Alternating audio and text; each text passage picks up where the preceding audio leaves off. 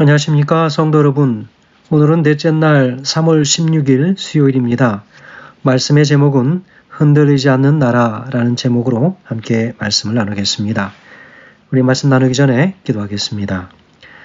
하늘에 계신 아버지 하나님, 오늘 우리는 우리 주님 다시 오시는 그날 세상 모든 당신의 창조물들이 또 피조물들이 흔들려 넘어지고 쓰러질지라도 흔들리지 아니하는 하나님의 은혜의 나라를 우리가 받음으로 남은 무리의 모든 백성답게 우리 하나님 앞에서 구원의 기쁨과 감사의 찬양을 드릴 수 있도록 인도하여 주시옵소서.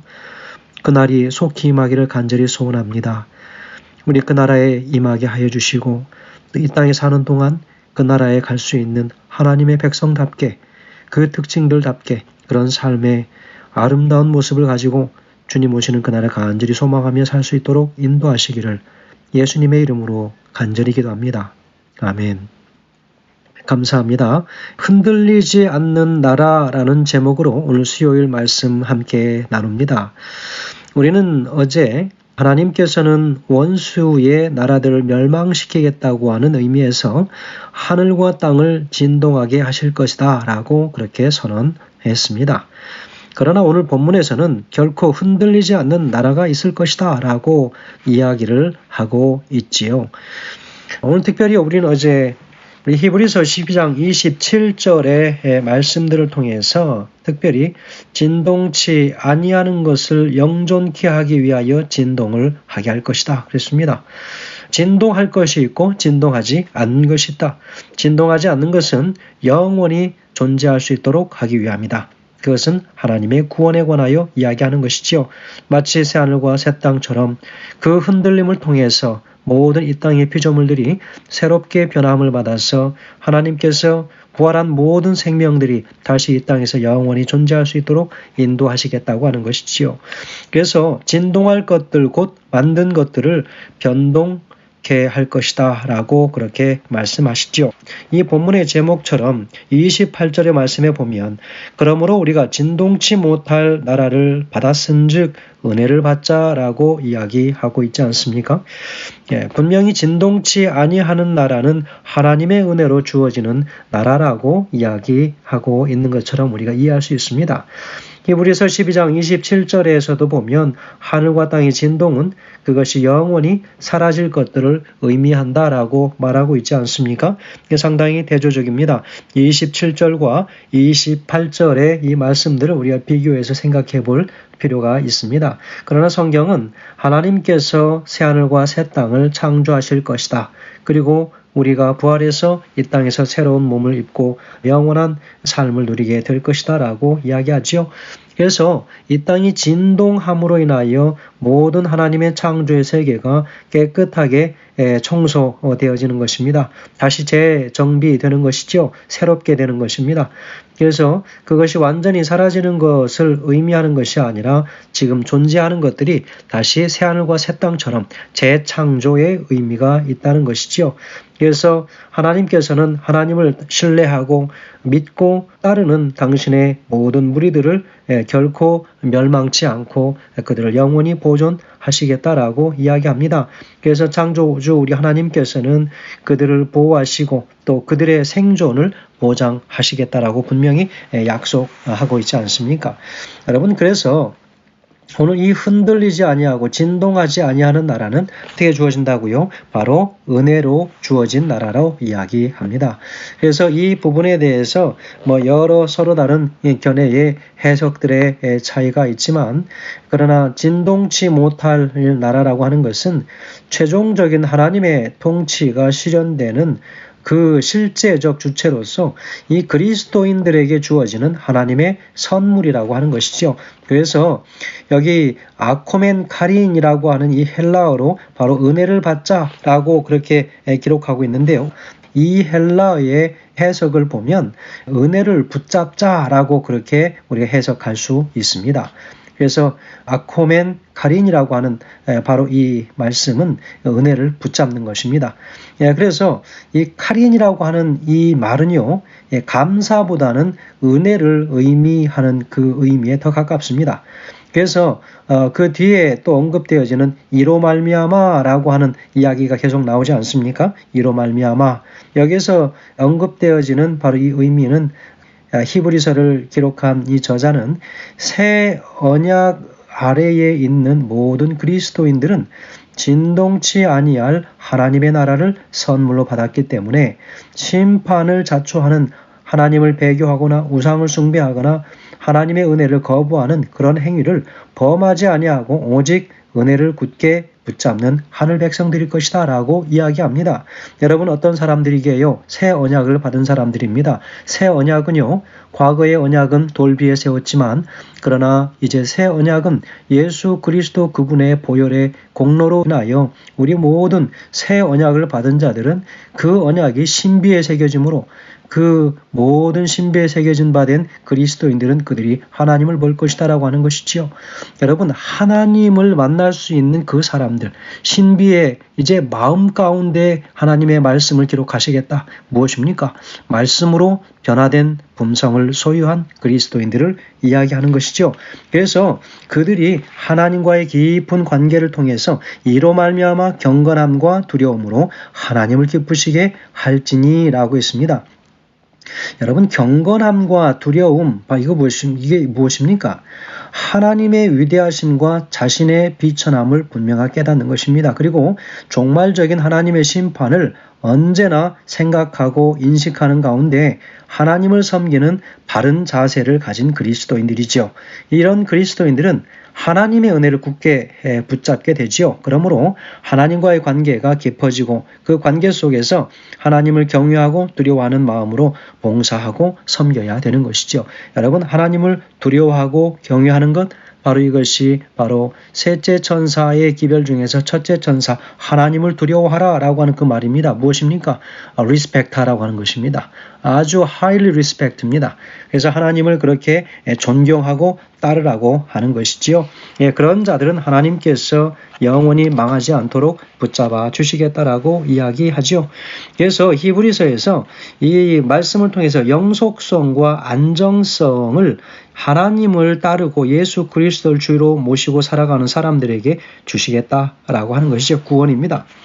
여러분 여기 말씀에 28절에 오늘 기록되고 있는 말씀을 보면 경건함과 두려움으로 하라라고 이렇게 이야기하는데요. 여러분은 어떻게 생각하십니까? 그런 사람들은 늘 기쁘게 하나님을 섬기며 살아가는 사람들일 것이다. 이렇게 하는 것이죠. 경건함과 두려움으로 하나님을 기쁘게 섬길지니. 여러분 정말 하나님을 두려워한다면 그분을 기쁘게 섬길 수 있겠습니까? 두려움으로 섬기게 되겠지요. 무서워서 억지로 섬기는 거지요. 여러분 우리가 신앙을 할 때에 진지하게 신앙을 해야 할 필요는 있지만 여러분 신앙을 잘못 우리가 받아들이면 심각하게 하면 문제가 생깁니다. 소위 우리 재림교회 내에서는 예언의 신을 읽는 건 참 좋은 일이지만 그 말씀을 너무나도 성경과 조화롭게 말씀을 이해하지 못하고 그 주어진 문구 그대로를 다 받아들임으로 인해서 그 말씀에 있는 속뜻을 이해하지 못하고 문장에 있는 그 말만을 이해함으로 그 말씀이 아주 잘못 이해되지는 경우가 있습니다. 그래서 그런 분들의 대부분의 말과 행동의 성향은 상당히 자신이 굳이 그렇게 자신의 어떤 말씀으로 잘 깨달아진 모습이라고 나타내지 않아도 말과 행동에서 그런 모습이 나타나게 되면 다른 사람들에게 상당한 부담과 상처를 안겨주게 되는 것이지요. 자신이 깊이 깨달은 것은 좋지만 그것을 다른 사람에게 요구한다고 하면 그것은 문제가 있는 것입니다. 말씀을 깨달은 자가 자신의 삶으로 변화시켜서 그 삶으로 보여준다면 그 모습을 보면서 다른 사람들이 깨닫고 변화되는 좋은 전도지가 될 것입니다. 그러나 자신이 깨달은 것을 미처 마음이 급해서 자신의 삶은 변화되지 못했는데 말부터 먼저 나온다면 그것은 다른 사람들에게 아주 예리한 비수가 될 것이라고 하는 거지요. 그래서 그런 분들은 대부분의 성향들을 보면 신앙을 진지하게 하기보다는 심각하게 하는 사람들이 아주 많다는 것입니다. 여러분 그렇게 할 때에 그런 심각한 신앙을 우리가 하게 된다면 다른 많은 사람들에게 그리고 교회 안에서 때로는 종종 분쟁의 요소가 될 수 있다고 하는 것을 오늘 우리가 기억하면 좋겠습니다. 하나님은 왜 또 한 번 땅과 하늘을 진동케 하시겠다라고 그렇게 말씀하셨을까요? 그것은 진동치 않는 영원한 진동치 않는 것은 27절에서 영원한 것이다라고 그렇게 이야기했지요. 그래서 하늘과 땅과 하늘은 사람의 눈으로 볼 때에 안정되고 영구적인 것처럼 보일지라도 실상은 이 땅의 삶은 다 일시적인 것에 불과하다는 것이지요. 오직 흔들리지 않는 것이 있다면 그것은 그리스도인들이 속한 영존하는 하나님의 나라일 것입니다. 그것은 영원한 존재이신 하나님과의 만남을 통해서만 얻을 수 있습니다. 그러므로 외부로부터의 박해가 아무리 격심하더라도 그것이 성도에게 있는 풍성한 은혜를 빼앗을 수 없는 것입니다. 도리어 이런 이유로 인해서 주위에 흔들리는 상황을 흔들리지 않는 나라에 대한 소망으로 극복할 수 있게 될 것입니다. 자, 그러면 진동치 못한 나라에 속한 그리스도인이 행해야 할 것은 무엇일까라고 하는 것입니다. 자, 그러면 저는 제안하기는 먼저 하나님의 은혜를 체험해야 하는 것이죠. 그것이 바로 28절에 나와 있는 말씀입니다. 은혜의 체험 없이는 진실한 마음으로 하나님을 기쁘시게 섬길 수가 없습니다. 말씀은 이해했지만 그러나 은혜의 하나님의 그 사랑의 하나님을 말씀 속에서 체험하지 못했기 때문에 말씀이 옳은 말씀이지만 다른 사람의 마음에 큰 상처기를 내는 일이 종종 일어나는 것이지요. 그래서 사도 바울이 될 수 있었던 바로 이 통로는 바로 다메섹 도상에서 이 고난의 예수를 만났던 체험이 있었기 때문이었습니다. 은혜를 받는다고 하는 것은 성도의 감사와 직결되는 것이지요.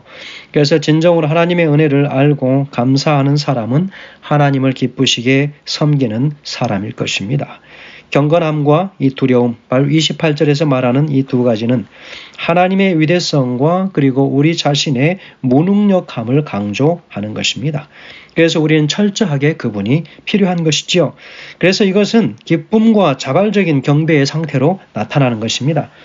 그래서 바로 이 29절의 말씀 또한 신명기 4장 24절의 말씀을 인용해서 더욱 우리가 그 속에서 하나님을 향한 감사와 경건함과 그리고 두려움을 우리가 함께 가지고 하나님을 경배하며 살아야 한다라고 이야기합니다.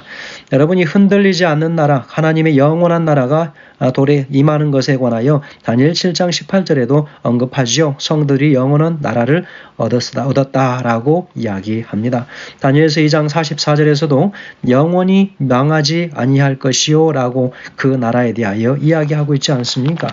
성도 여러분, 우리가 하나님 앞에 참으로 진지하고 진솔하고 참되고 경건한 신앙을 우리가 살아간다면 이 나라는 반드시 우리의 것이 될 것이다 라고 하는 것이죠. 자, 이 각시대 대쟁투 영감의 글에는 665페이지에 이렇게 기록합니다. 영원한 나라, 이제 그리스도께서는 원수들 앞에 다시 나타나신다. 그 성보다 훨씬 높은 곳, 찬란한 황금 기초 위에 높이 들린 보좌가 있다. 그 보좌에 하나님의 아들이 좌정하시고 그분의 나라의 백성들이 그 주위를 둘러싼다. 그리스도의 권능과 위엄은 우리의 말로 표현할 수 없고 붓으로 묘사할 수 없다. 하나님의 임재의 빛이 하나님의 성을 충만케 하고 그 빛이 성문 밖으로 흘러나와 온 세상을 그 빛으로 넘치게 한다라고 기록하고 있습니다. 여러분, 모든 것이 흔들려 무너질지라도 하나님께서 아들에게 주신 그 나라는 결코 흔들리지 않을 것입니다. 그분을 끝까지 붙잡는 의인들은 그 나라를 기업으로 받게 될 것이라고 하는 것입니다. 어떤 나라일까요? 결코 흔들리지 않는 나라. 여러분, 하나님께서 우리의 심령 속에 주신 그 나라에 대한 확신, 예수 그리스도에 대한 확신이 결코 흔들리지 않게 되길 간절히 소망합니다. 세상의 모든 것들은 세상의 재물과 세상의 건물과 세상의 모든 육신의 눈에 보기에 아름다운 것들이 다 흔들려 넘어질지라도 그러나 우리 심령 가운데 바로 세워진 하나님의 그 나라는 결코 흔들림 없는 오직 견고한 믿음을 통하여 온전히 오시는 그 예수 그리스도의 재림에 모든 시야가 맞춰지고 그 초점이 거기에 있게 되길 간절히 소망합니다. 아무리 어렵고 힘든 역경들이 다가온다 할지라도 우리 심령 가운데 세워진 하나님의 그 나라는 결코 흔들림 없는 나라가 되시게 되길 간절히 소망하면서 말씀을 줄이겠습니다. 감사합니다.